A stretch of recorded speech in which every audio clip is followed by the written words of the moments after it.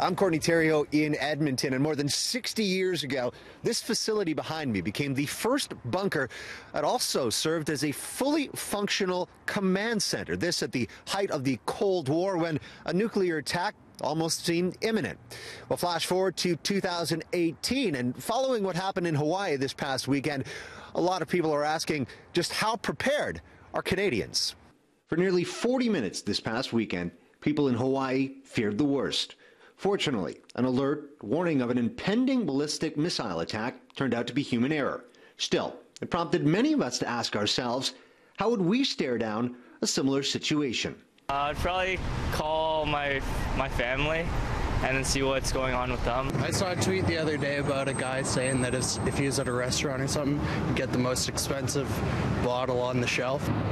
I go to the beach. Why the beach? Spend my last moments in paradise. Talk of a possible nuclear strike has ramped up as the war of words rages on between Donald Trump and Kim Jong-un.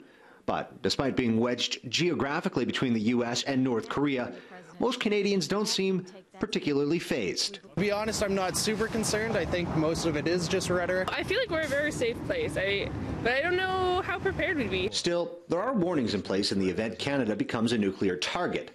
Ottawa would lead the charge in confirming and sharing information, with provinces assisting the cause.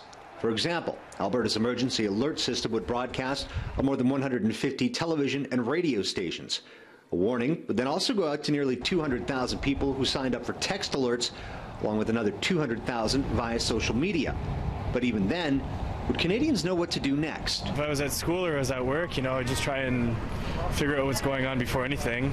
And then when in doubt, go home, I don't know, go in the parking garage? Yeah, get as deep into the parking garage as we could. They said the only protection from that is to get down into some kind of a basement someplace. Indeed, shelter is the top priority, but don't go Googling for your closest bunker. Most of Canada's underground fortifications have been decommissioned. For example, the infamous Defen bunker is now a museum. Instead, seek refuge at the nearest underground locale or in the middle floors of a tall building away from windows. But even then, those options are no sure thing, depending on your proximity to a blast, which prompts some people to make the most of their remaining time. I would do exactly what I'm doing today, which is to skip work and to skip school to hang out with my son. For City News, I'm Courtney Terrio in Edmonton.